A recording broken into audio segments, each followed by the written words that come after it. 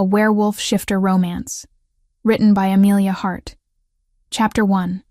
The Forbidden Name. The stone floor of the great hall was cold beneath Clara Winter's knees. Rough hands had dragged her through corridors that twisted deep within the castle's heart, past tapestries depicting ancient battles between shifter packs, past torches that cast dancing shadows on walls thick enough to withstand siege. Her bare knees scraped against the unforgiving surface.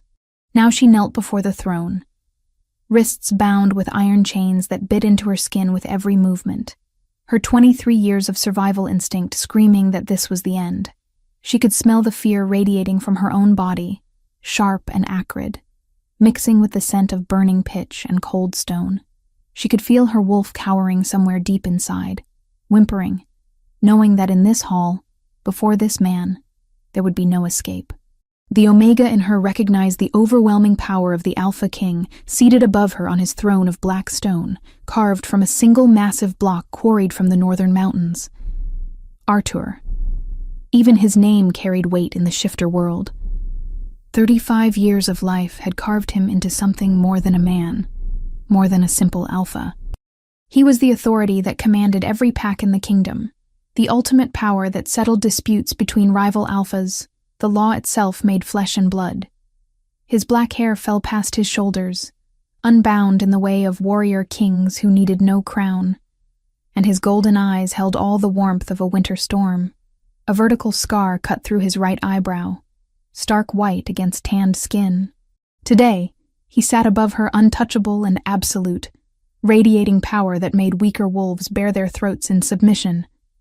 Clara forced herself not to look away. If death was coming, she would meet it with dignity. Clara Winters, the voice belonged to Lady Philippa, who stood at the king's right hand. Her blonde hair was woven into elaborate braids adorned with thin silver chains that caught the torchlight. Her face was beautiful in the way of sharp things, and her smile never reached her pale blue eyes. You stand accused of trespassing in the forbidden archives of the North Tower, of attempting to steal sacred relics belonging to the crown, of espionage on behalf of rival packs who would see our kingdom fall. Clara's throat was dry. She had expected arrest when the guards found her in that dusty room, surrounded by ancient records and forgotten histories. She had not expected this. Not a public trial in the king's own hall. Not charges that carried death. What say you? Artur's voice rolled through the chamber. It was not loud, but every shifter present felt the command in those words. The absolute authority of the strongest alpha in 5 generations. Clara lifted her chin. I was searching for information about my own bloodline, Your Majesty. About my grandmother's line. I meant no harm to the crown. Your family? Philippa's laugh was cutting. You have no family, girl. Your pack cast you out years ago. You are nothing. A wanderer. An Omega without protection or purpose. The words struck true, each one a knife finding its mark. Clara had been 16 when her pack discovered her gift. 16 when her father looked at her with disgust, called her unnatural. 16 when they threw her beyond their borders and told her never to return. 7 years of drifting from place to place, hiding what she was, working in taverns and stables, sleeping in barns or forests, trying to survive in a world that had no mercy for outcasts. Even so, Clara said, forcing strength into her voice, I have the right to know where I came from. You have no rights here. Godric spoke from the king's left side, arms crossed over his broad chest. The beta was 40 years old, his hair graying at the temples, his brown eyes severe.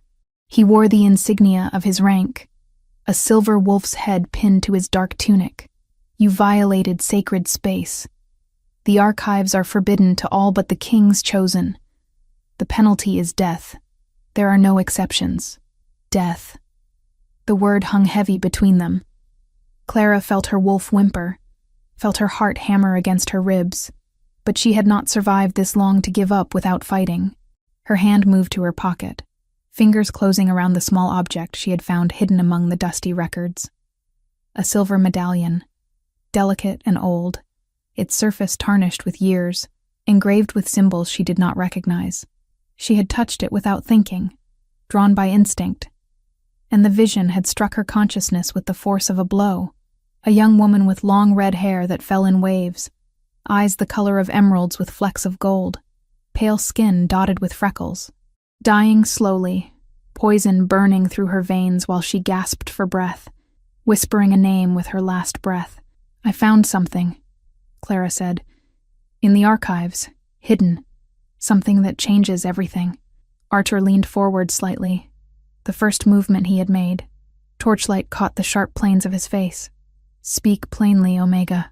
My patience wears thin." Clara pulled the medallion from her pocket with trembling fingers, holding it up so torchlight caught the tarnished silver. Several nobles gasped.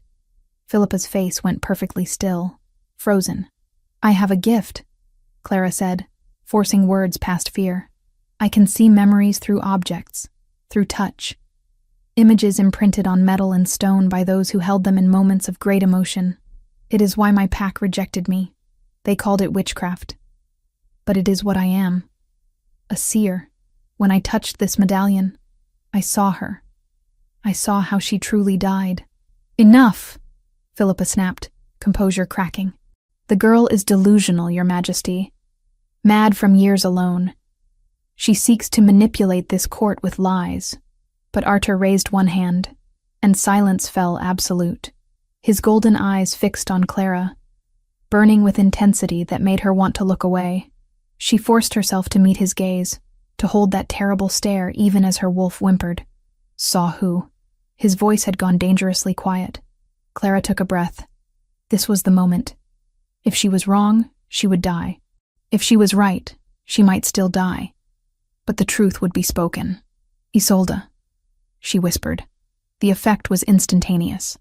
Artur surged to his feet, his aura exploding outward with such force that half the nobles took involuntary steps backward. The temperature seemed to drop. Torches flickered. Even Godric looked shaken, his hand moving to his sword. "How do you know that name?" Artur's voice was no longer human. It carried the growl of his wolf, the fury of 15 years of buried grief. "How dare you speak it in this hall?"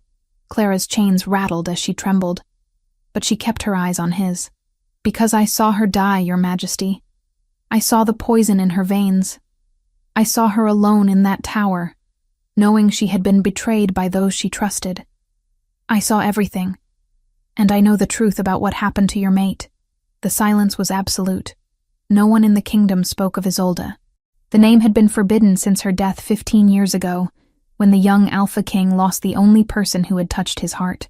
The official story was illness, a fever that took her quickly, a tragedy that turned Artur from a passionate ruler into the cold, merciless king before them. But Clara had seen the truth, and she could see in his eyes, in how his jaw clenched and his hands trembled with rage, that he knew she was not lying.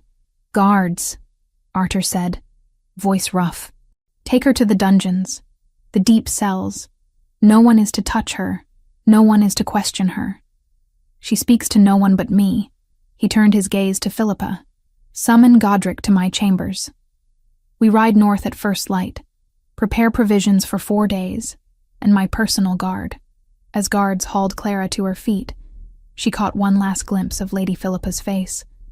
For just a moment, beneath the carefully constructed mask, Clara saw something that made her blood run cold. Fear. Pure fear in the eyes of the king's most trusted advisor. The medallion slipped from Clara's fingers as they dragged her away, clattering against stone and spinning until it rested at Godric's feet. But she had done what she came to do. She had spoken the forbidden name in the one place where it mattered most. And somewhere in the darkness of the castle dungeons, chained to a wall in a cell that had held traitors and murderers, Clara Winters waited through the long night to discover if truth would save her or condemn her to the executioner's blade. Chapter 2. Visions and Truths. The dungeon cell smelled of damp stone and old misery. Clara sat with her back against the cold wall, chains still binding her wrists, the iron heavy enough that she could barely lift her arms. A single torch burned in the corridor beyond the iron bars, casting flickering shadows that danced across the rough walls. She had been here for hours, maybe longer. Time moved strangely in the darkness, stretched thin by fear and exhaustion. She closed her eyes and let herself remember. She had been 16 the first time the vision came. It was at a funeral. the mate of one of her pack's warriors who had fallen in a border skirmish. Clara had gone to pay respects, as all pack members did, and the widow had taken her hand in gratitude. The moment their skin touched, the world had tilted sideways, blood on snow. The warrior's final moments, an ambush in the forest, a blade through his ribs, his last thought for his mate, for the child she carried. Then darkness. Clara had gasped and pulled away, stumbling backward, and the widow's face had transformed from grief to horror, because Clara had spoken aloud what she saw, had described the ambush in detail, the faces of the attackers, the way her mate had called the widow's name with his dying breath. Within a day, the whispers started. Witchcraft. Dark magic. Unnatural. Her father, a respected hunter in the pack, had looked at her with disgust. Her mother had wept. And the Alpha had made his judgment clear: leave or be executed for bringing evil into their territory. She had left before dawn, 16 years old, with nothing but the clothes she wore and the knowledge that her own blood had rejected her.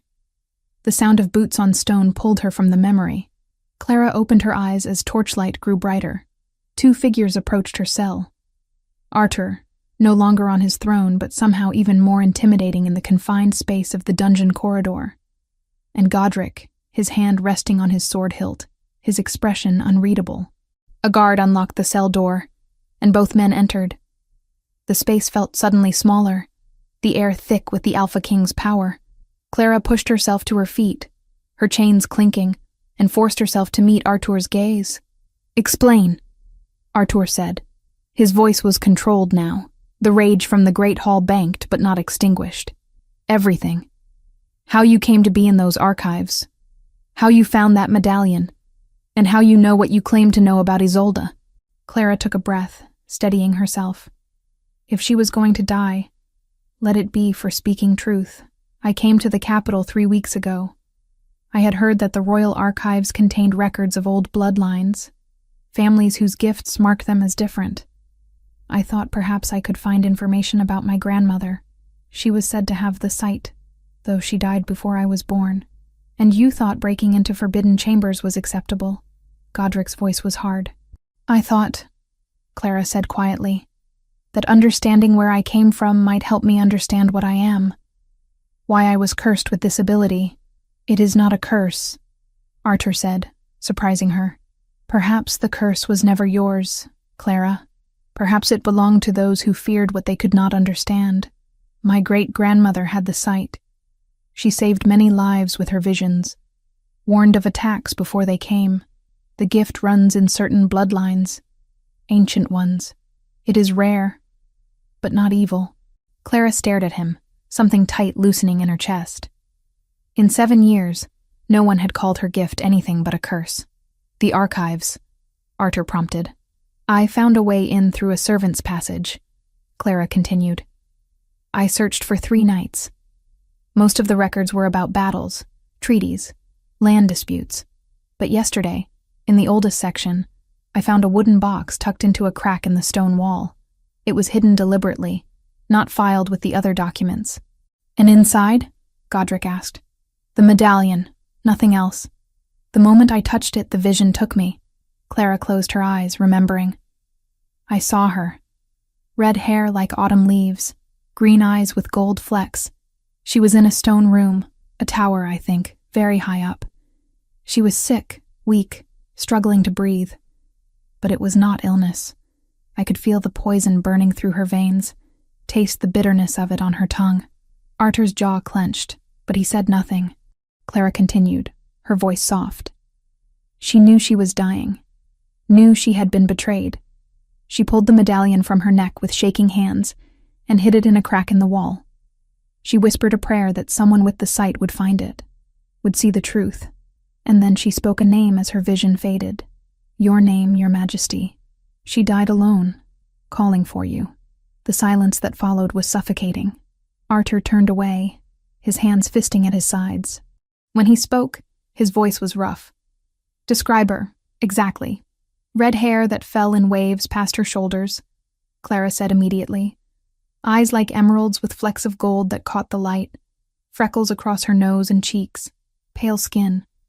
She was young, maybe 18.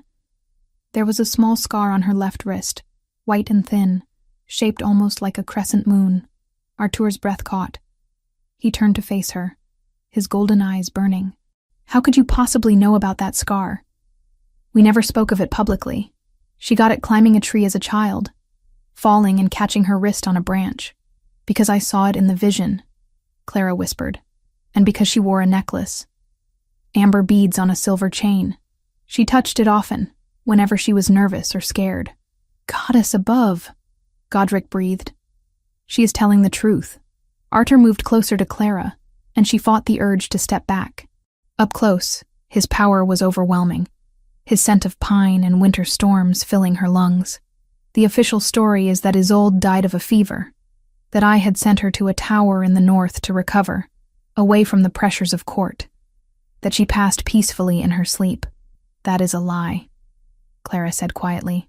She was poisoned, deliberately, by someone who wanted her dead. Do you know who? The question was barely controlled. Clara shook her head. The vision only showed me her death, not who gave her the poison, or why. But she knew. In her final moments, she knew she had been betrayed by people she trusted. Arthur was silent for a long moment. Then he turned to Godric. You remember how she died? The messenger who brought word. The sealed coffin I was not permitted to see her in, for fear of contagion. I remember, Godric said grimly. I thought it strange at the time. But you were mad with grief. None of us questioned. I should have questioned. Arthur's voice was filled with bitter self-recrimination. I should have demanded to see her, fever or no fever. I should have known. He turned back to Clara. You said you saw a tower. Can you describe it? The location? Clara closed her eyes, pulling up the memory of the vision. Stone walls, very thick. A single window looking north over forest. The room was circular, built into the top of a tower. I could see mountains in the distance through the window. And there was cold, bitter cold. Even inside the room.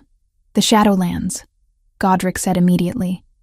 The old watchtower near the northern border. It has been abandoned for years, forbidden territory since Isolde died there. Arthur finished. His eyes met Clara's. That is where the medallion showed you. That is where she was murdered. Clara nodded. Arthur studied her for a long moment, his expression unreadable. Then he made a decision. You will come with us, to the tower. You will go to the place where she died, and you will use your gift to see more. To see everything. Your Majesty, Godric said carefully. If she is lying, if this is some elaborate trick, it is not, Arthur said flatly. No one alive knows the details she described. No one but me. He looked at Clara, and there was something dangerous in his gaze. But understand this, Omega. If you are playing me false, if you are manipulating me with parlor tricks and lucky guesses, your death will not be quick. I will make you suffer in ways you cannot imagine. Do you understand? Clara lifted her chin. I understand, Your Majesty, and I am not lying.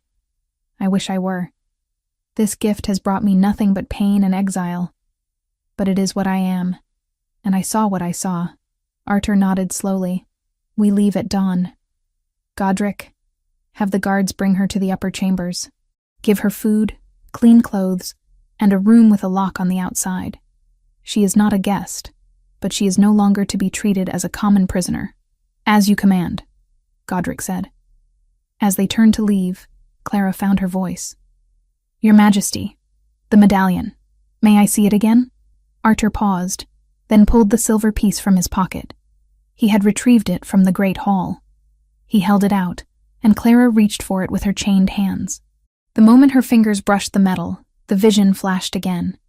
Isolde's face, pale and beautiful, even in death. Her green eyes fixed on something Clara could not see. And words, whispered so faintly Clara almost missed them. Tell him I loved him. Tell him about the child. Clara gasped and pulled back, the vision releasing her. She stared at Arthur, her heart hammering. She wanted you to know she loved you, even at the end. That was her last thought. Something in Arthur's expression cracked, just for a moment. Then the mask slammed back into place. "Get her upstairs," he said to Godric, his voice rough. "We ride north at first light." And as Clara was led from the cell, her chains finally removed, her wrists raw and aching, she wondered what other secrets the tower in the Shadowlands would reveal, what other truths had died with Isolde that night, 15 years ago, the truth that might save Clara's life, or condemn them all. Chapter 3. Journey. North dawn broke cold and gray over the castle courtyard. Clara stood near the stables, wrapped in a cloak that was too large for her, borrowed from the servants' quarters. Her wrists still bore red marks from the chains, but clean bandages now covered them. She had eaten her first real meal in weeks the night before, slept in a bed with clean linens, and woken to find traveling clothes laid out for her, practical wool and leather, sturdy boots. 8 horses waited in the courtyard, their breath misting in the cold air. 6 guards in the king's colors, their armor polished, weapons at their sides. Godric checking saddles and provisions, and Arthur, standing apart from the others, his black hair pulled back, his golden eyes fixed on the northern horizon. He had not spoken to Clara since the dungeon. A stable hand brought her a horse, a gentle mare with kind eyes. Clara took the reins, grateful. She mounted carefully, settling into the saddle, and the mare shifted beneath her. Arthur swung onto his own mount, a massive black stallion that tossed its head and stamped. "We ride hard," he said, his voice carrying across the courtyard. 4 days to the Shadowlands if we push. No unnecessary stops. We sleep rough and eat in the saddle. Anyone who cannot keep pace will be left behind. His eyes flicked to Clara for just a moment. A challenge in that gaze. She lifted her chin. She had survived 7 years alone. She would survive this.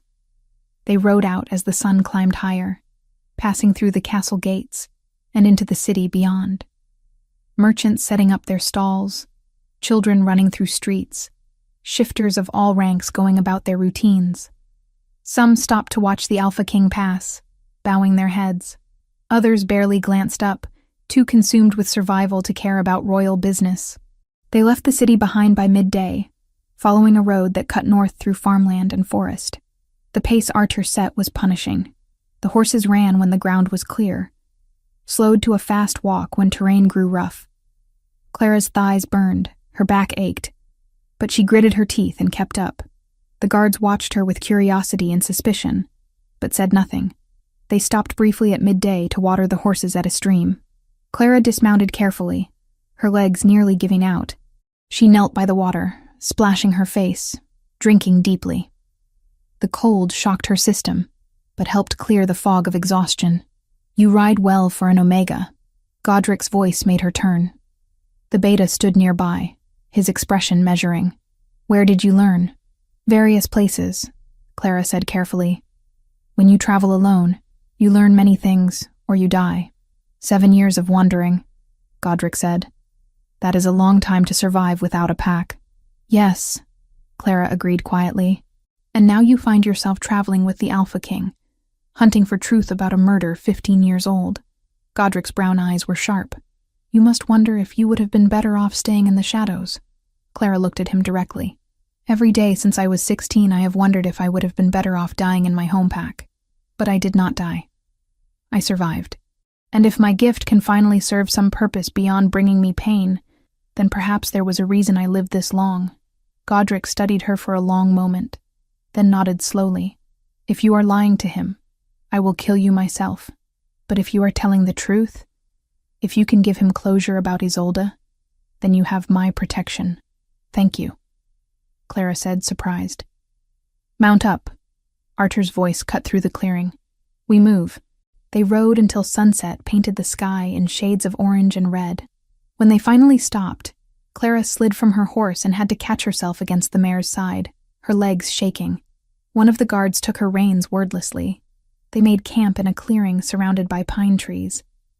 The guards worked with smooth coordination, building a fire, unpacking provisions, setting watch. Clara sank onto a fallen log, too exhausted to help, too aware they would not welcome her assistance. She was the outsider here, the prisoner given temporary freedom. Godric brought her dried meat and hard bread. Eat. Tomorrow will be harder. Clara ate mechanically, her jaw working against the tough meat. Around the fire, the guards talked quietly. About the journey ahead. About weather turning cold. About nothing of consequence. Arthur sat apart from them all, his back against a tree, his eyes fixed on the flames. Night fell completely, stars emerging overhead. Clara pulled her borrowed cloak tighter against the chill. Her body ached everywhere. "You should sleep while you can," one of the guards said, not unkindly. "The king will have us moving before dawn." Clara nodded and moved away from the fire, finding a spot near the edge of the clearing where she could rest against a tree trunk. She wrapped herself in her cloak and closed her eyes, willing sleep to come despite the cold. But sleep was slow. Her mind kept returning to the vision, to Isolde's dying face, the poison in her veins, the betrayal in her eyes. The whispered words about a child. She had not told Arthur that part. Had pulled back before she could reveal it. Because that secret felt too raw, too devastating to speak aloud in a dungeon cell with Godric listening. But she would have to tell him eventually. When they reached the tower, when she touched the stones where Isolde had died, she would see everything, and he would demand to know it all, including the truth about the child who had died with her. Clara must have dozed, because she jerked awake to find someone standing over her. Her heart hammered before she recognized the silhouette. "Arthur, you spoke in your sleep," he said quietly. His voice was rough, tired. "About betrayal. About people she trusted." Clara's mouth was dry. "It is what I saw in the vision." She knew, at the end, that someone close to her had done this. Arthur was silent for a long moment. Then he lowered himself to sit on the ground near her, his back against the same tree, close enough that she could feel the heat radiating from his body, but not touching. "Tell me about her. What you saw. Not just how she died, but who she was in those final moments." Clara closed her eyes, pulling up the memory. She was frightened, in terrible pain, but she was also angry. There was fire in her, even as the poison stole her strength. She fought until the very end, and her last thoughts were not of herself, but of you, of making sure you would know the truth. She was always like that, Arthur said, his voice barely above a whisper. Fierce, stubborn. She would argue with me about pack politics, about how I ruled, about everything. She was the only person in my life who was not afraid to tell me when I was wrong. He paused. I loved her for it. Clara opened her eyes and looked at him. In the starlight, his profile was sharp and beautiful, but there was such pain etched into his features that it hurt to see. What happened? Why was she in that tower? She was with child, Arthur said softly, and Clara's breath caught. I suspected it. The healer said she was weak and needed rest. She never told me. Perhaps she wanted to surprise me, but I felt it, Clara. I felt there was life growing inside her. 3 months along. The court physicians had advised rest, away from the stress of court. Lady Philippa suggested the northern tower, said the air would be good for her, that she would be safe and comfortable there. His jaw clenched. I believed them, believed that sending her away was protecting her and the babe. Instead, I sent her to her death. You could not have known, Clara said softly. I should have. Arthur's voice turned bitter. I am the Alpha King. It is my duty to protect what is mine. And I failed her. Failed our child. For 15 years, I have lived with that failure. But perhaps the true failure was letting guilt blind me when she needed me most. And now you tell me it was not illness that took her, but murder. That someone I trusted deliberately killed my mate and my heir. Clara's heart ached for him. For the young man he had been, barely 20 years old, losing everything. For the king he had become. Hard and cold, because the alternative was breaking under the weight of his grief. That is why we ride to the tower, she said. To find out who. To give you justice. Arthur turned his head to look at her, his golden eyes catching the starlight. And what do you want from this, Clara Winters? What do you gain by helping me? Clara met his gaze steadily. I want to prove that my gift is not a curse, that it can serve a purpose. And I want to survive. Those are the only things I have wanted for 7 years. Something shifted in Arthur's expression, softening just slightly. If you help me find the truth, if your visions lead to justice for Isolde, I will give you a place in this kingdom, a position in the court, protection under my rule. You will never have to wander alone again. Clara's throat tightened.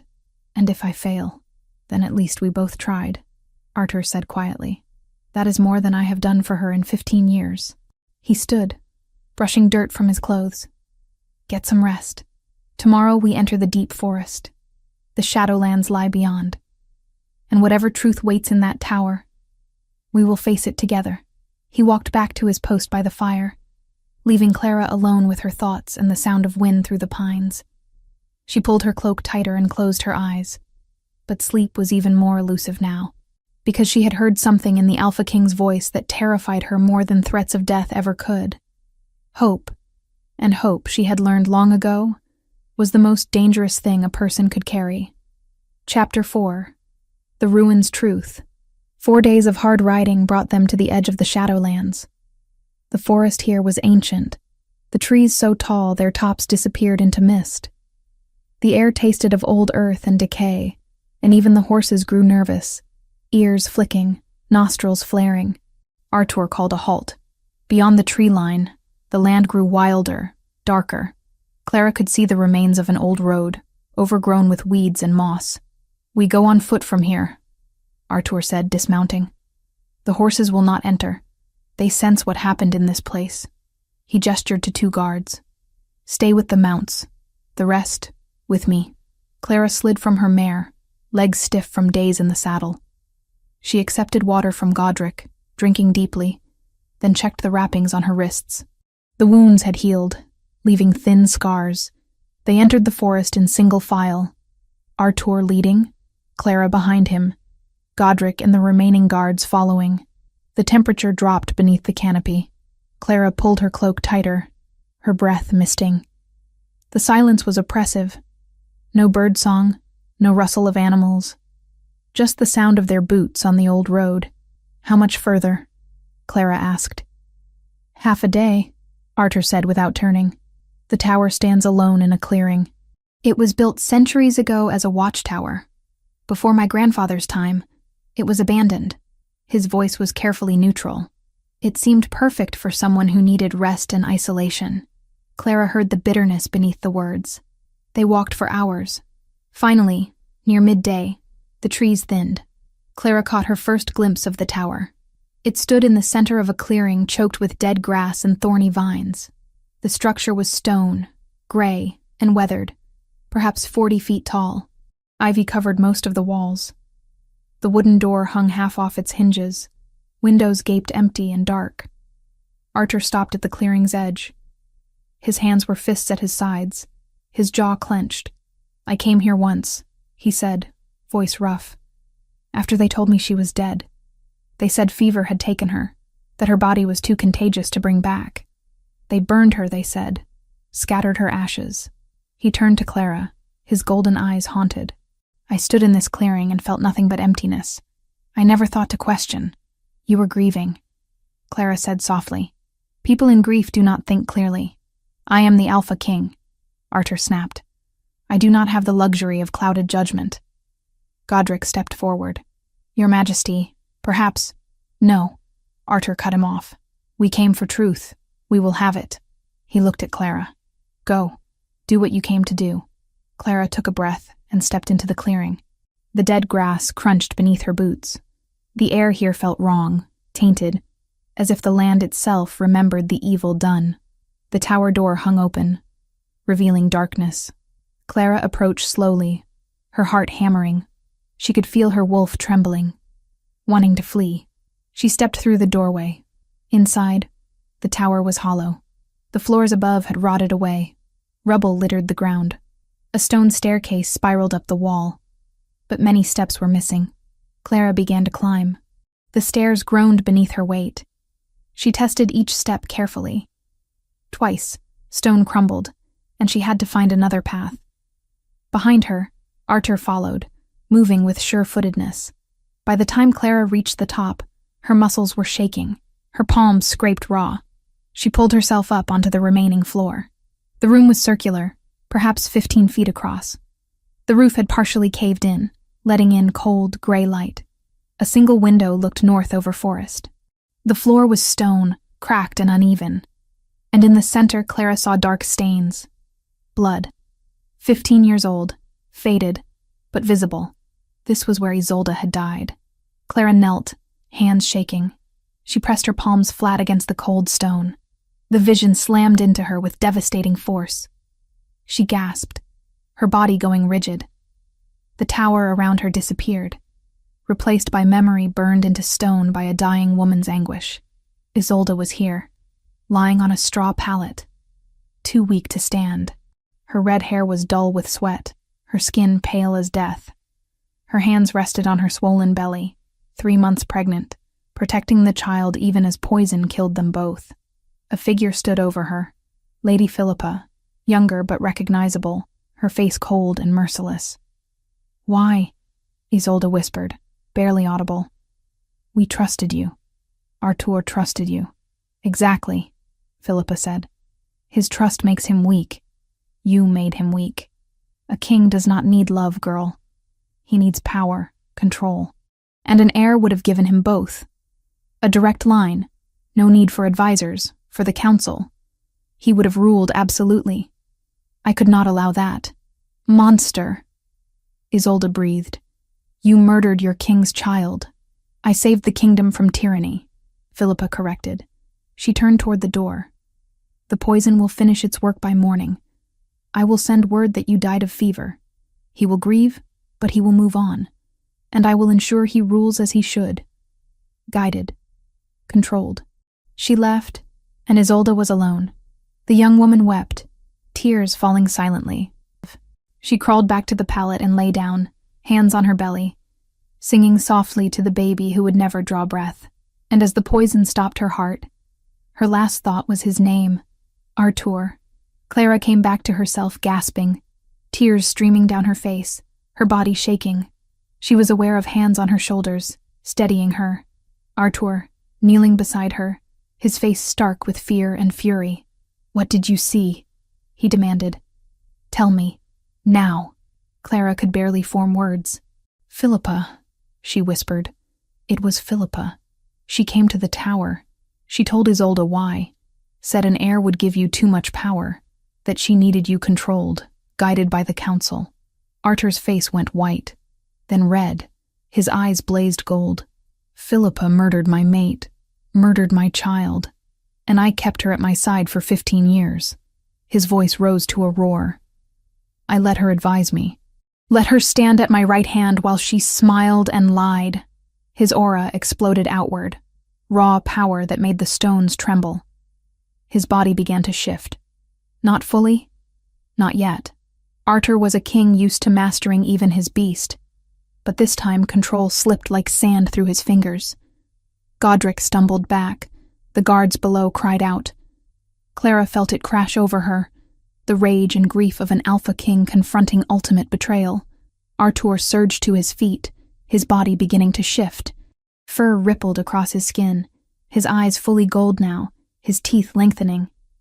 He threw back his head and howled, a sound of such pure anguish that Clara felt it in her bones. She scrambled to her feet, her own grief mingling with his. Without thinking, operating on instinct alone, she reached out and touched his arm. The moment her fingers made contact, everything changed. A jolt ran through her, electric and overwhelming. She felt him. Not just his rage, but everything beneath it. The 20-year-old boy who had loved Isolde with his whole heart. The man who had tried to protect her and failed. The king who had lived 15 years in darkness.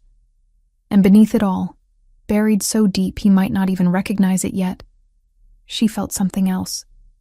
A pull, a recognition, a bond beginning to form between them, fragile as spider silk, but undeniably real. The mate bond, starting to wake. Artur felt it too. She saw the moment he recognized what was happening. His eyes locked on hers, wide with shock, his partial transformation halting. For a heartbeat, they simply stared at each other, connected by something neither had asked for. Then Arthur wrenched away, breaking contact. He staggered back, breathing ragged. "No," he said. "No, not now. Not like this." Clara's hand fell to her side, still tingling. "I am sorry," she whispered. "I did not mean—" "It does not matter," Arthur cut her off. His voice was harsh, control fraying. He turned to Godric, who stood in the doorway, face pale. "We return to the castle. Now. We ride through the night if we must. I want Philippa arrested the moment we arrive.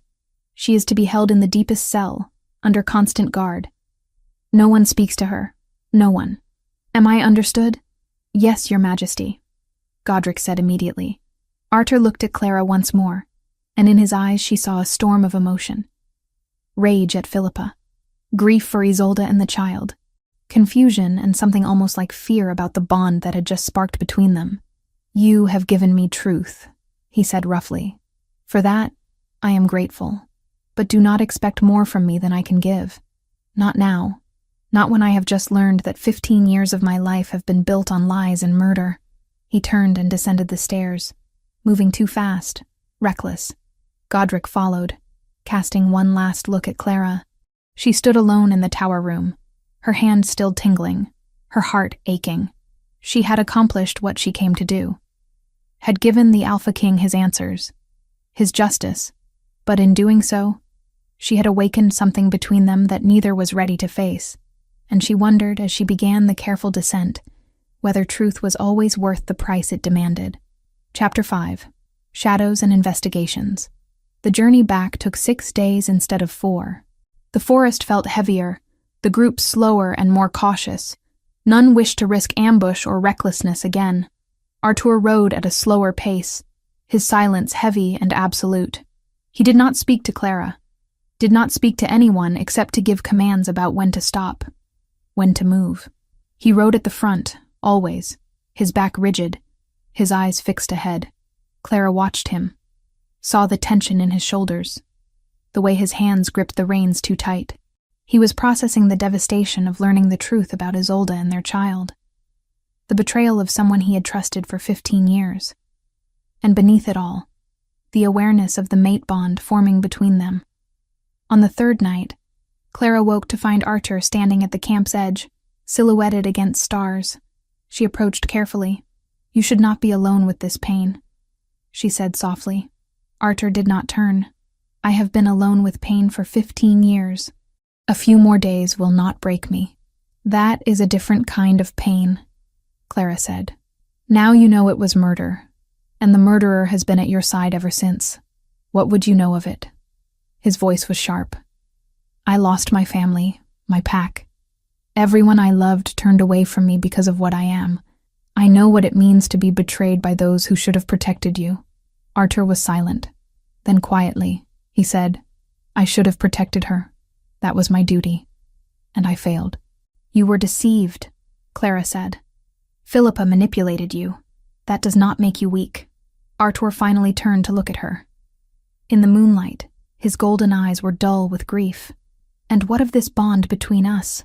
Clara's breath caught. "I do not know. I have never had a mate bond before." Godric, who had been silent until then, spoke in a low, reverent tone. "Legends say that when a true bond is broken by death, and love remains pure, the goddess may grant a second connection, not to replace what was lost, but to heal what was left behind." For a moment, the weight in the room seemed lighter. "It should not be possible," Arthur said. "Isolde was my mate. How can there be another? Perhaps the goddess does not intend for you to live alone forever," Clara said carefully. Arthur's jaw clenched. "Do not presume to know what Isolde would want. You are right. I am sorry." She turned to walk away, but his voice stopped her. "Clara, I am not ready. I may never be ready, but I will not punish you for what you did not choose. It was not acceptance, but it was something." They reached the castle on the 6th day. Arthur's mask was perfect. He rode through the gates with his head high, expression cold and controlled. Lady Philippa was there to greet him, her smile warm. "Your Majesty, welcome home. I trust your journey was successful." "It was enlightening," Arthur said, his voice giving nothing away. but tiring. I will rest tonight and attend to court business tomorrow. He dismounted. Lady Philippa, please ensure our guest is given proper accommodations. Clara Winters has been of service to the crown. Philippa's eyes flickered to Clara, surprise and suspicion warring on her face. Of course, Your Majesty. See to it personally, Arthur commanded. Clara was given a small but comfortable room in the castle's east wing. Not the dungeons, but not the guest quarters either. Clean clothes, a proper bed, and freedom to move within certain areas. But the door had a guard stationed outside. The next morning, Godric came to her room. The king has given you a task. You are to help me investigate Lady Philippa. Quietly, we need evidence for the Council of Alphas. Your visions alone will not be enough. We need documents, witnesses, proof. They worked for 3 weeks. Clara used her gift on objects from Philippa's chambers. A quill that showed her writing letters to a rival alpha. A ring that revealed a conversation about poison. A hairbrush that carried memories of Philippa's satisfaction watching Arthur grieve. During those weeks, Clara spent long hours in the castle library with Godric, poring over old records. And sometimes, late at night, Arthur would come. He never announced himself. Would simply appear in the doorway, watching them work. The first time, Clara had frozen, unsure, but he had only nodded and walked to a shelf, pulling down a ledger. This was the year she died. He said quietly, "Look at the expenditures for the Northern Territories. See if anything seems unusual." And he had stayed, working alongside them in silence. It happened gradually. Arthur's presence became regular. He would come after dark and work with them until dawn threatened. He did not speak much, but his silence was no longer hostile. It was the silence of someone processing, healing in small increments. One night, after 2 weeks, Clara found a discrepancy. Here, a payment to a merchant for medicinal supplies. But the amount is far too high for what was purchased. Arthur leaned over her shoulder to look, and Clara became intensely aware of his proximity. She could smell pine in winter storms, could feel the heat of his body. "Who authorized the payment?" Arthur asked. "Philippa," Godric said, checking the signature. "She handled all supply requisitions that year." "And the merchant?" "Long dead," Godric said grimly. "Convenient. But it was a thread." They pulled at it, and slowly a pattern emerged. Payments to people who later died. Correspondence with those who stood to gain from instability. Small pieces that together painted a picture of conspiracy. It was during the 3rd week that Clara finally acknowledged what was growing between her and Arthur. He had stayed late, helping her translate an old document. Their hands had touched as they reached for the same page, and the mate bond had pulsed, stronger now. They had both pulled back, but not before Clara felt it, the connection deepening. "I feel it too," Arthur said quietly. "The bond. It grows stronger every day." He looked at her, his golden eyes conflicted. "I told myself I would resist, but I cannot, and I do not know if that makes me a traitor to Isolde's memory, or simply a man tired of being alone." Clara's throat tightened. "I think it makes you human. Even Alpha Kings are allowed to grieve and to heal." "Are they?" Arthur's smile was bitter. "I am not sure I know how." Before Clara could respond, the library door opened. An old man in priest's robes entered, his face lined with age and fear. "Father Oswin." "Your Majesty," he said, his voice trembling. "Forgive the intrusion, but I can no longer remain silent." He pulled a leather satchel from beneath his robes. "I have kept these hidden for 15 years. Lady Philippa discovered that I knew of her crime. She threatened my family, my grandchildren, but I am old now, and they are grown, and far from her reach. I can no longer let an innocent woman's murder go unavenged." He opened the satchel and pulled out documents. Letters in Philippa's hand, discussing payment for poison. A journal from a dead counselor confessing his part. Financial records matching what Clara and Godric had found. "This is everything," Oswin said. "Everything needed to prove her guilt." Arthur took the documents with shaking hands. His face went white, then red with rage. "Why did you not come forward before?" "Because I was a coward," Oswin said simply. and because I did not think anyone would believe a simple priest over the king's most trusted advisor. But now you have your seer, your evidence. Now the truth can be told." Before any of them could respond, the library door burst open. 5 men in dark clothing rushed in, blades drawn. Assassins. "Down!" Godric roared, drawing his sword. Clara dove behind a table as steel clashed. One assassin lunged for Arthur, a silver blade aimed at his heart. Arthur shifted partially, his eyes blazing gold, and caught the man's wrist, snapping it. But another assassin had circled behind, blade raised. Clara saw it happening in slow motion. The blade descending toward Arthur's unprotected back. She did not think. She grabbed a heavy candelabra and threw herself forward, smashing it into the assassin's face. He stumbled backward, and Arthur spun, his claws extended, and tore out the man's throat. But a third assassin had reached Clara. His blade flashed down, and she tried to dodge, but she was too slow. The silver cut deep into her shoulder, and she screamed, falling to her knees as fire burned through her veins. Arthur roared, a sound of pure fury and fear. He killed the remaining assassins with brutal efficiency, then dropped to his knees beside Clara, his hands hovering over her wound. "Clara," he said, his voice breaking. "Clara, stay with me." The last thing Clara saw before darkness claimed her was his face above hers, twisted with fear, and something that looked terrifyingly close to love. Chapter 6. The Bond Sealed. Clara woke to pain. It radiated from her shoulder in waves of fire, silver poisoning burning through her veins. She tried to move and gasped, her vision blurring. "Do not move." Arthur's voice, rough with exhaustion. The healers removed the blade, but the silver went deep. "You need to rest." Clara blinked, her vision clearing slowly. She was in a large chamber, firelight casting warm shadows on stone walls. This was not her small room in the east wing. This was grander, richer. The bed beneath her was soft, covered in furs, and beside her, sitting in a chair pulled close, was Arthur. He looked terrible.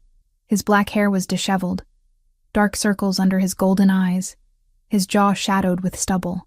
His clothes were stained with blood, her blood. "How long?" Clara's voice was barely a whisper. 2 days, Arthur said. "The healers said you might not wake. Silver poisoning in an omega is often fatal." His jaw clenched. "I did not let them give up on you." Clara tried to process this. 2 days. The assassins? Dead. All 5. Arthur leaned forward, his elbows on his knees. They were Philippa's. We found messages on their bodies, orders to kill anyone who discovered the documents. She knew. Somehow she knew we were closing in. "Oswin? Safe. I have him under guard in the temple. He will testify when the time comes." Arthur's eyes met hers, and Clara saw something raw in his gaze. "You saved my life. That assassin would have killed me if you had not intervened." "I could not let him," Clara said simply. "The bond would not let me." Arthur was silent for a long moment. Then he stood and moved to sit on the edge of the bed, close enough that Clara could feel the heat of him, see the exhaustion and fear still lingering in his eyes. "I sat here for 2 days," he said quietly, "watching you fight the poison, listening to your heart struggle to beat. And I realized something." He reached out slowly, giving her time to pull away, and took her hand in his. "I realized that I could not lose you. Not now. Not when the goddess has given me a second chance at something I thought was gone forever." Clara's breath caught. "Arthur, you are my second mate, Clara Winters," he said, his voice steady despite the emotion in his eyes. "I feel the bond. It has been growing since the moment you touched me in that tower. I fought it because I felt like I was betraying Isolde. But these past 2 days, watching you lie here barely breathing, I understood something. Isolde would not want me to spend the rest of my life alone and empty. She would want me to live, to love again, to be happy." Tears burned Clara's eyes. "I am not her. I can never be what she was to you."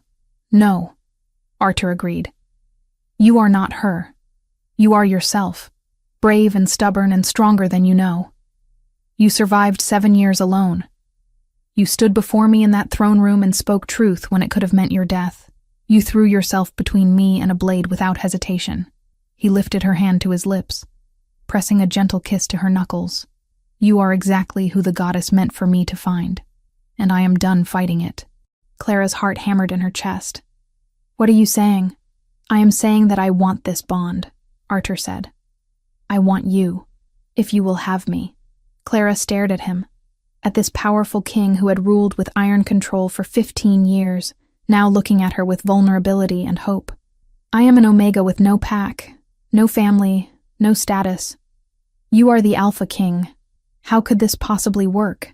I am the Alpha King, Arthur said, a hint of his old arrogance creeping into his voice. I decide what works and what does not. And I have decided that you belong at my side. If you want to be there. Clara knew she should hesitate, should consider the implications, the danger, the impossibility of it all. But she had learned long ago that life was too short and too cruel to waste time on fear. Yes, she whispered. I want this. I want you. Arthur's eyes blazed gold. He leaned in slowly, carefully, mindful of her injury. When his lips met hers, it was gentle at first. A question, Clara answered by reaching up with her good arm, threading her fingers through his hair, and pulling him closer. The kiss deepened. The mate bond flared between them, stronger than before, sealing something fundamental.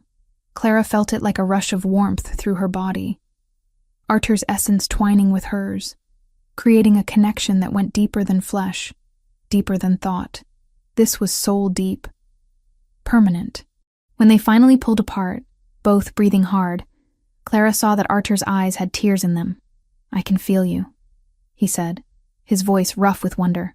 In here. He pressed a hand to his chest. I can feel what you feel. Your pain, your exhaustion, but also your happiness, your acceptance of me. The bond, Clara whispered. It is sealed, partially. Partially. Arthur's eyebrow rose. Clara felt heat rise in her cheeks. Full bond requires more. Understanding dawned in Arthur's eyes, followed by heat. You are injured. I am healing, Clara said. Shifters heal fast. And I have waited 7 years for someone to look at me the way you are looking at me right now. I do not want to wait any longer. Arthur's smile was slow and dangerous. Then we will not wait. He was careful with her, mindful of her wounded shoulder. But the mate bond demanded completion, and neither of them had the strength to resist. When they came together, it was with the certainty of souls recognizing their other half. The bond sealed completely, a rush of power and connection that left them both shaking in its wake. Afterward, Clara lay curled against Arthur's chest, his arm around her waist, listening to his heartbeat, slow. She felt complete in a way she had never experienced. The emptiness that had haunted her since her pack rejected her was gone, filled by the presence of this man, this mate, this impossible gift. I will mark you formally, Arthur said quietly. Tomorrow, before the court. Let everyone know that you are mine and under my protection. Philippa will not accept this quietly, Clara warned. No, Arthur agreed grimly. She will not. He was right. The next morning, before Arthur could make any formal announcement, Philippa struck. Clara was helping the healers change the bandages on her shoulder when guards burst into the chamber. Lady Clara Winters, the captain said, his face apologetic. I am commanded by the Council of Alphas to place you under arrest. Clara's blood ran cold. On what charge? Witchcraft and manipulation of the Alpha King through dark magic, the captain said. Lady Philippa has brought evidence before the council. They demand a formal trial. Arthur appeared in the doorway, his face thunderous. On whose authority? The council's, your majesty, the captain said, bowing his head. Lady Philippa has invoked the ancient law. When a king's judgment is questioned by his advisors, the council must investigate. They have sworn testimony from 3 witnesses who claim they saw the accused performing ritual magic.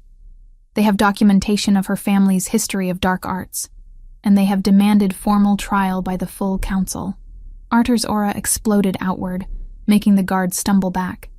This is madness. Clara is innocent. She is my mate. which Lady Philippa claims is proof of the enchantment, the captain said miserably. She argues that no Alpha King would mate an outcast Omega without supernatural manipulation. She has half the council convinced, Your Majesty. If you refuse the trial, it will look like confirmation that you are compromised. Arthur's jaw clenched. Clara could feel his rage through the bond, but also his calculation. He was trapped. If he refused the trial, he would lose legitimacy. The council might even move to depose him. But if he allowed it, Clara would be at the mercy of a system Philippa had spent weeks manipulating. When? Arthur bit out. 3 days hence, Your Majesty. In the Great Hall. All alphas of the kingdom are summoned to witness. Arthur's eyes met Clara's across the chamber. This is not over, he said. And Clara felt the promise through the bond. I will not lose you. I know, Clara said softly, because now, with the bond complete, she could feel his determination as clearly as her own heartbeat. But as the guards led her away, not roughly but firmly, Clara felt fear curl in her stomach, because Philippa was desperate now, and desperate people were the most dangerous of all. She was placed in a cell, but a comfortable one. A bed, a window with bars, clean clothes and regular meals. Not a prisoner exactly, but not free either.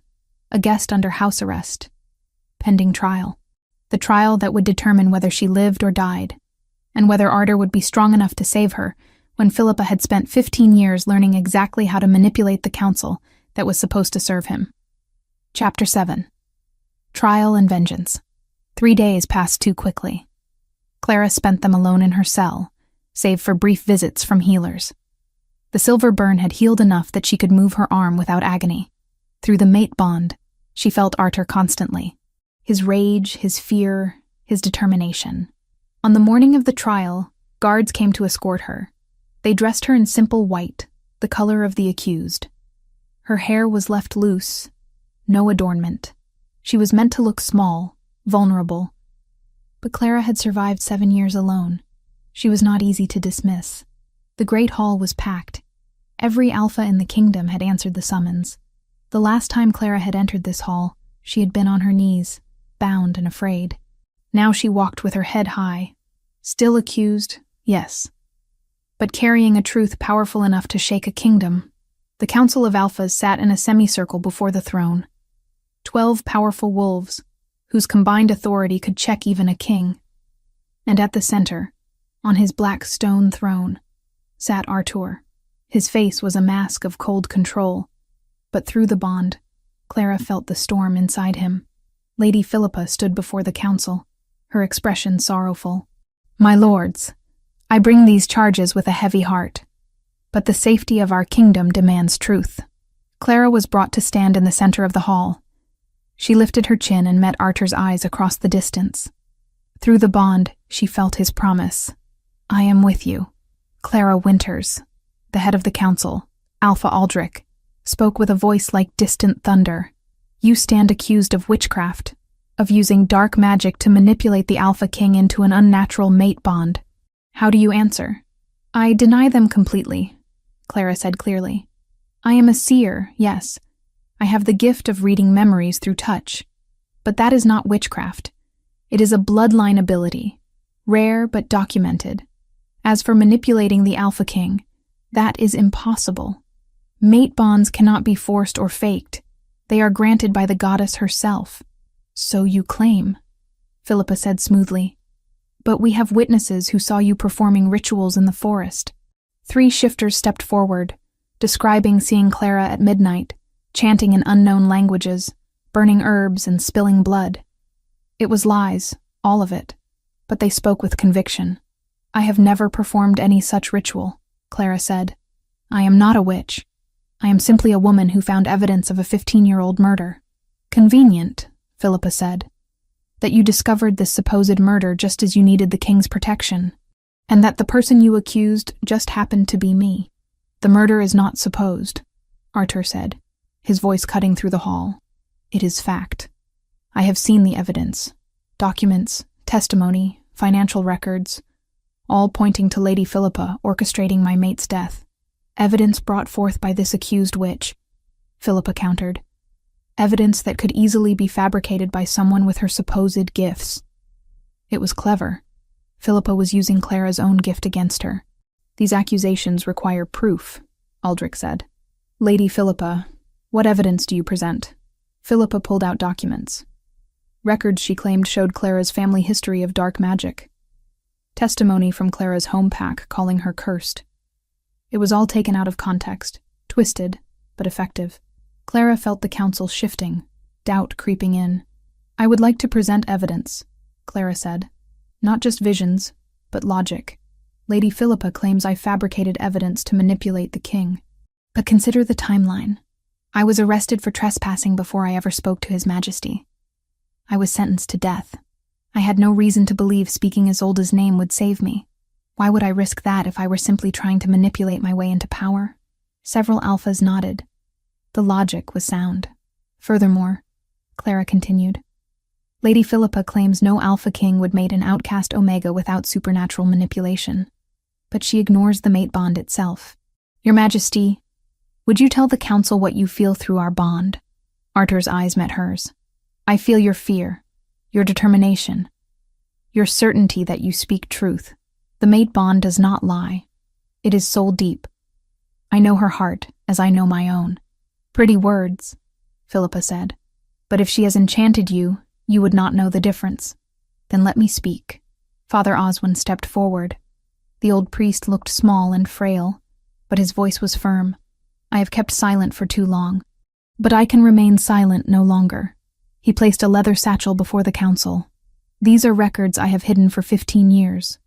Correspondence between Lady Philippa and those who benefited from Isolde's death. Financial transactions showing payment for rare poisons, and a journal from Councillor Marcus, who died 10 years ago, confessing his part and naming Lady Philippa as the architect. The council examined the documents with growing shock and anger. Philippa's face went pale, then red. Those are forgeries. The priest is old, senile, manipulated. I am not senile, Oswin said with dignity. And these documents bear seals that cannot be forged. Aldrich held up one of the letters. This seal is genuine. I recognize Councillor Marcus's hand. These financial records match entries in the royal ledgers. He looked at Philippa with cold fury. You have much to answer for. Philippa's composure finally cracked. You fools. Everything I did was for the good of the kingdom. Isolde would have given Arthur an heir, a direct line of succession. He would have ruled absolutely, with no checks on his power. I prevented tyranny. You murdered my mate, Arthur said, his voice deadly quiet. You murdered my child. You stole 15 years of my life and filled them with lies. I saved the kingdom, Philippa spat, and I would do it again. She pulled a dagger from her robes and lunged toward Clara, but Godric intercepted, his sword flashing. Steel rang against steel. Guards! Philippa screamed. Kill the witch! Kill them all! Half the guards revealed themselves as traitors, drawing weapons. The great hall exploded into chaos. Shifters transformed, wolves filling the space with snarls. Stone cracked under claws. Clara dove behind a pillar as a blade whistled past. She saw Arthur transform fully, his black wolf magnificent and terrifying, tearing through traitors. Godric fought at his side, his experience showing in every move. An enemy wolf lunged at Clara. She grabbed broken wood from a shattered bench and drove it into the wolf's eye. The creature howled and stumbled back. Across the hall, she saw Father Oswin being protected by loyal guards. One of the traitor guards reached him, blade raised. Clara threw herself forward, grabbing a fallen sword. It was heavy, awkward, but she swung with all her strength. The blade caught the traitor's arm, making him drop his weapon. A loyal guard finished him.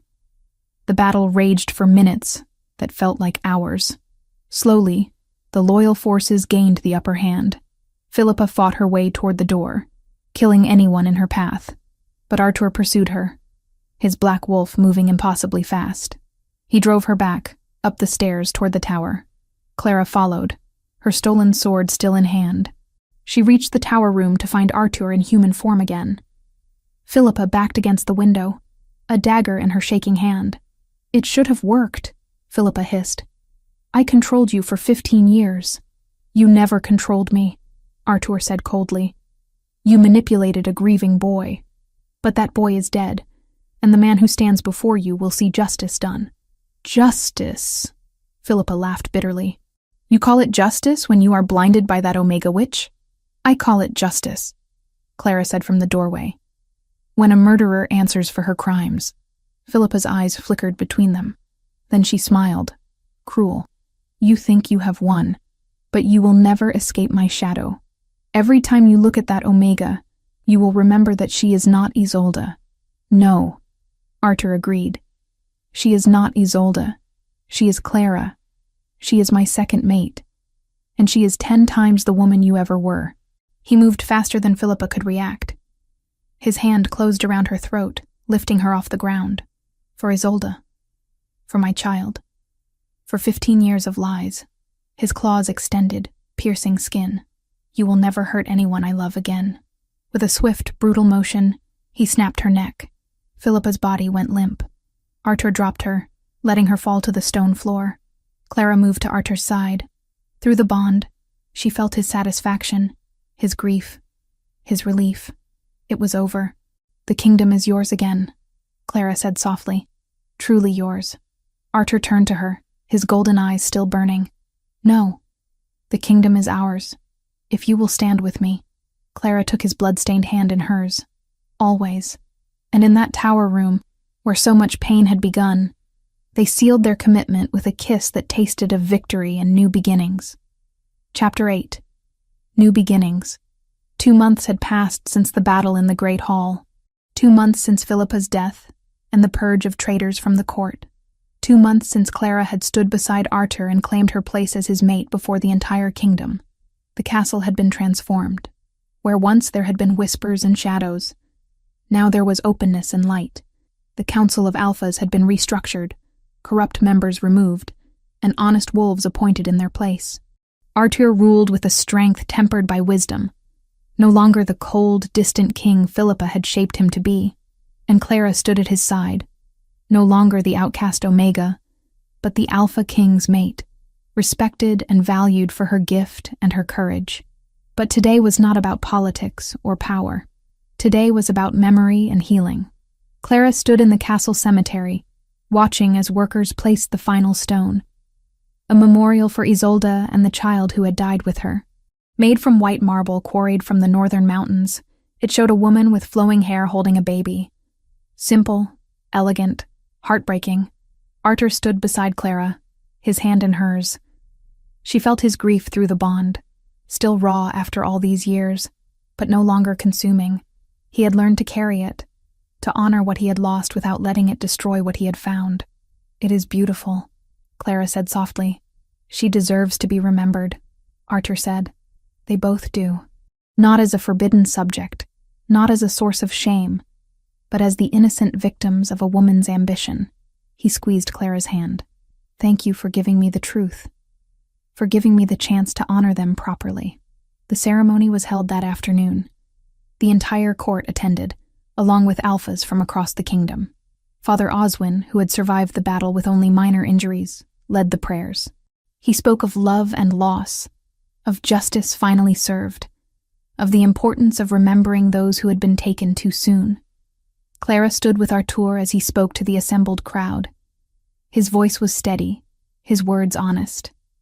He told them about Isolde, about the young woman she had been, about the love they had shared. He told them about the child they had never met, the heir who had been murdered before taking their first breath. And he told them about Philippa's betrayal, about the 15 years of lies and manipulation. I failed Isolde, Artur said, his golden eyes sweeping the crowd. I let my grief blind me. I let the woman who killed her stand at my side and influence my rule. But I will not fail her memory. From this day forward, this kingdom will be different. We will value truth over convenience. We will protect the vulnerable instead of exploiting them. And we will never forget the price of unchecked ambition. The crowd bowed their heads in respect. When the ceremony ended, people came forward one by one to lay flowers at the memorial. Clara watched them come, watched the kingdom mourn properly for the queen they had lost too soon. Godric approached them, his expression solemn. "It was well done, Your Majesty. Isolde would have approved." "I hope so," Arthur said quietly. Then he turned to Clara. "Come. There is something I want to show you." He led her through the castle to the east wing, to a series of rooms that had been closed for weeks. Guards opened the doors, revealing spaces that had been completely renovated. Clean, bright, filled with beds and supplies. "What is this?" Clara asked. "A sanctuary," Arthur said. "For shifters who have been rejected by their packs. For those with gifts that mark them as different. For omegas without protection. For anyone who needs a safe place to heal and find their strength." He looked at her, his golden eyes warm. "You told me once that your gift could serve a purpose. This is it. You will lead this sanctuary. Help those who are lost the way you once were. Turn your pain into something that saves others." Clara's throat tightened with emotion. "Arthur, I do not know what to say." "Say yes," he said simply. "Say you will help me build something better." "Yes," Clara whispered. "Of course, yes."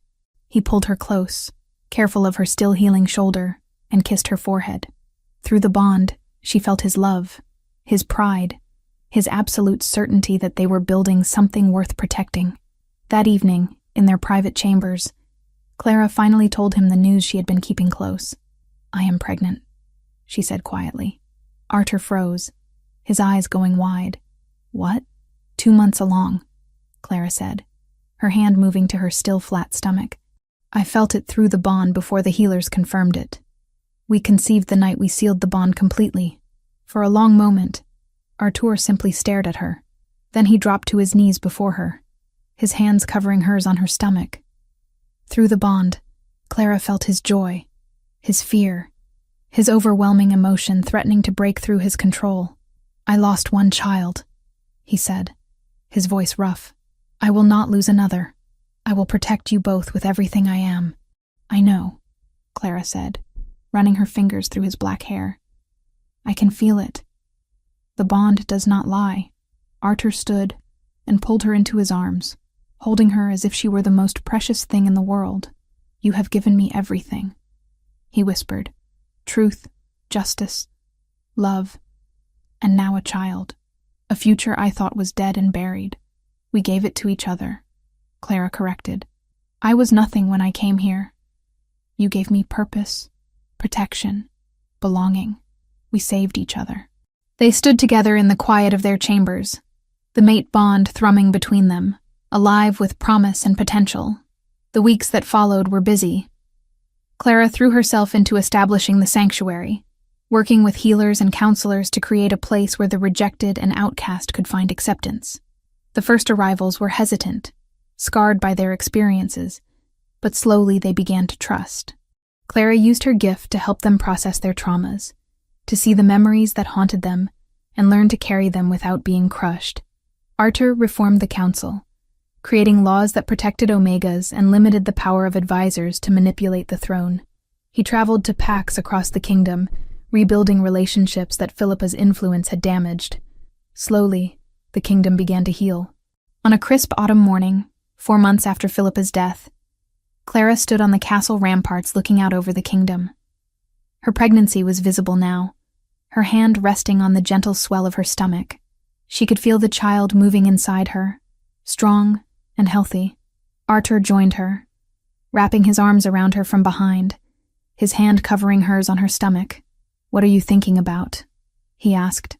"About how far we have come," Clara said. 6 months ago I was alone and desperate, breaking into forbidden archives just to find some scrap of information about who I am. Now I am here, carrying the heir to the kingdom, leading a sanctuary, standing beside the Alpha King as his mate. It feels unreal. It is very real, Arthur said, pressing a kiss to her neck. And it is only the beginning. Our child will grow up in a kingdom that values truth and justice. They will never know the pain of rejection or the weight of lies. We will make sure of it. Will you tell them about Isolde? Clara asked softly. About their older sibling who never got to live? Yes, Arthur said without hesitation. They deserve to know their history, all of it. The good and the bad, Isolde was part of my life, and I will never pretend otherwise. But they will also know that I love you, that you are my mate and my partner in all things. There is room in my heart for both the past and the future. Clara turned in his arms, looking up at his face. The golden eyes that had once looked at her with cold suspicion now gazed at her with warmth and love. The scar through his eyebrow gave him a roguish look, but she had learned the man beneath the exterior. Fierce, loyal, capable of great love and equally great vengeance. I love you, she said. I know I do not say it enough.